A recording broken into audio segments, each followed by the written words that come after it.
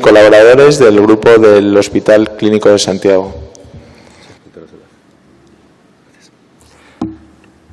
Buenos días.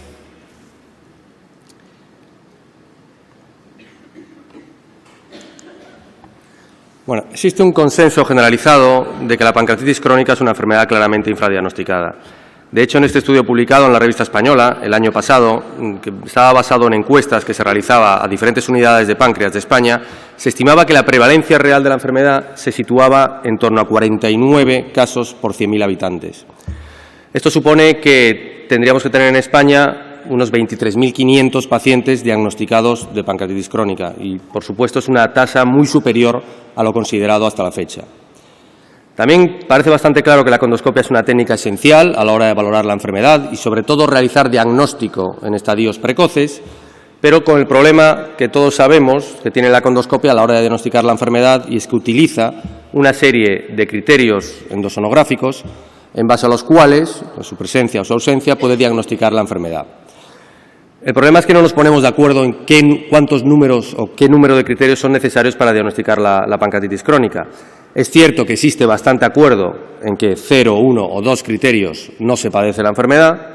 A partir de 5 criterios en adelante podríamos realizar un diagnóstico positivo de pancreatitis crónica, pero existe una zona oscura, una zona de penumbra, que son los 3 o 4 criterios en los cuales no podemos asegurar con certeza que el paciente tiene o no tiene una pancreatitis crónica.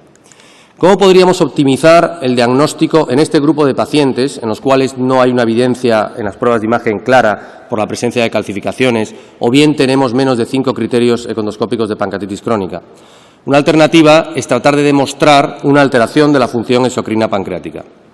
Y si hablamos de alteración de la función exocrina pancreática, en la última década han emergido una serie de test que se llaman los test endoscópicos de función pancreática, que, para resumirlo,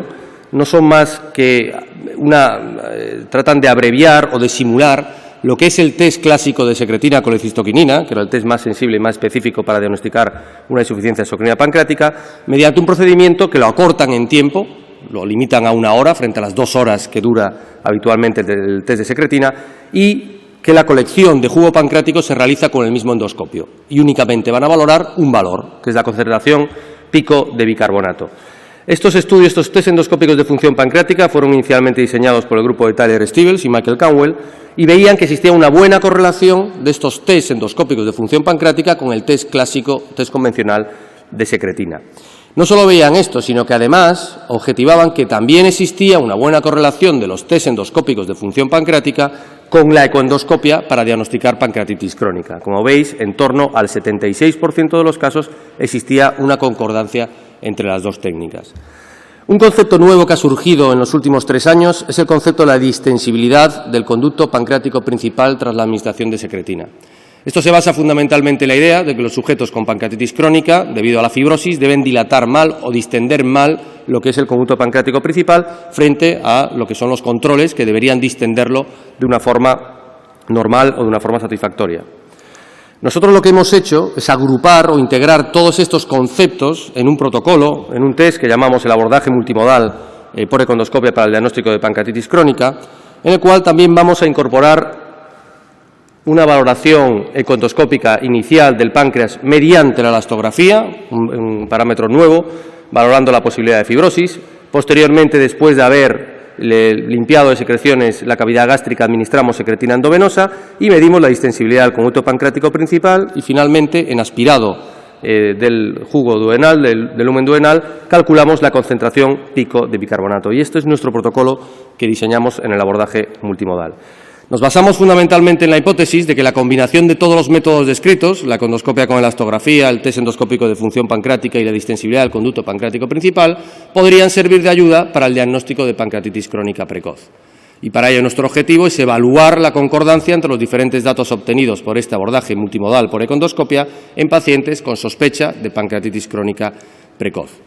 Se trata de un estudio prospectivo y observacional en el que incluimos pacientes con sospecha de una pancreatitis crónica precoz basada en la presencia de 3 o 4 criterios endosonográficos para la enfermedad, que tengan una colangiopancreatorresonancia con secretina que no sea concluyente para el diagnóstico de la misma y, por supuesto, que hayan firmado el consentimiento informado para participar en el estudio. Todos los procedimientos se realizan con un único econdoscopio, un econdoscopio lineal ultrafino de la marca Pentax, asociado a un ecógrafo Hitachi en pacientes, lógicamente, bajo sedación profunda con propofol, auxiliada con anestesista, ya que el test dura unos 50-55 minutos. Y evaluamos los parámetros que mencioné anteriormente. En primer lugar, en cuanto a la elastografía, evaluamos lo que es el cociente de elasticidad, considerándolo normal, en base a estudios previos de nuestro grupo, inferior a 2,25. También vamos a evaluar la distensibilidad del conducto pancreático principal, considerándolo normal una dilatación superior al 50% desde el valor basal. Y finalmente hacemos una cuantificación de bicarbonato en las muestras de jugo pancreático, considerándolo normal un valor de bicarbonato superior a 80 miliequivalentes por decilitro. Se trata de un estudio descriptivo, por lo tanto los datos se muestran como media y o porcentaje con 95% de intervalo de confianza. Y en el momento de diseñar el abstract para presentar en este congreso llevábamos incluidos 29 pacientes, a día de hoy llevamos bastantes más, la edad media 39,8 años, 16 hombres, el procedimiento fue factible en la mayoría de los pacientes, uno de ellos sufrió al inicio de la sedación una microbroncoaspiración que nos obligó a suspender el procedimiento y no realizar el test. En los 28 pacientes en los que el procedimiento fue factible, 19 tenían 3 criterios endosonográficos de pancreatitis crónica, 9 tenían 4 criterios endosonográficos, una sola complicación achacable al test, una pancreatitis aguda leve, inmediatamente después al finalizar el procedimiento en un paciente joven. Y si nos fijamos en las variables evaluadas, si nos fijamos en primer lugar en lo que es el cociente de elasticidad, lo que objetivamos es que los 28 pacientes estudiados presentaban una alteración del cociente de elasticidad o del strain ratio. Los puntos representan cada uno de los pacientes y aquí está el límite de 2,25. Por encima de 2,25 todos los pacientes, por tanto todos tenían alterado el cociente de elasticidad, con medias de cociente de elasticidad de 4,11. Si nos fijamos en segundo lugar en los niveles picos de bicarbonato, llama bastante la atención que la mayor parte de los pacientes, los que están por debajo de esta línea roja, que es el límite de la normalidad, los 80 miliequivalentes, todos estos pacientes, que son 24 de 28, presentaban una alteración en los niveles de bicarbonato, solo se salvaban 4 de ellos, con medias de 59,5 miliequivalentes.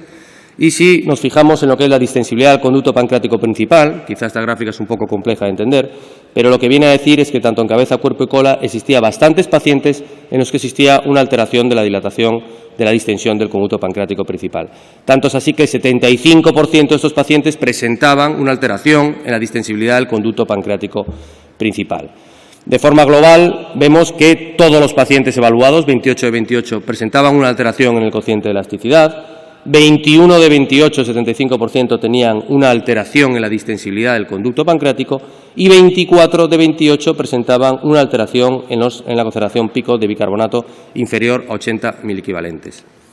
20 pacientes de 28, y esto supone el 71,4%, tenían todos los parámetros alterados. Y probablemente en este grupo de aquí, en estos 20 pacientes, sí que se podría decir que probablemente puedan tener una pancreatitis crónica precoz. Por lo tanto, como conclusiones, decir que la evaluación pancreática multimodal, basada en econdoscopia, que incluye el modo B convencional, la elastografía, el test endoscópico de función pancreática y la evaluación dinámica del conducto pancreático principal tras la estimulación con secretina endovenosa, proporciona relevante información dinámica morfofuncional del páncreas, apoyando el diagnóstico de pancreatitis crónica precoz. Muchas gracias.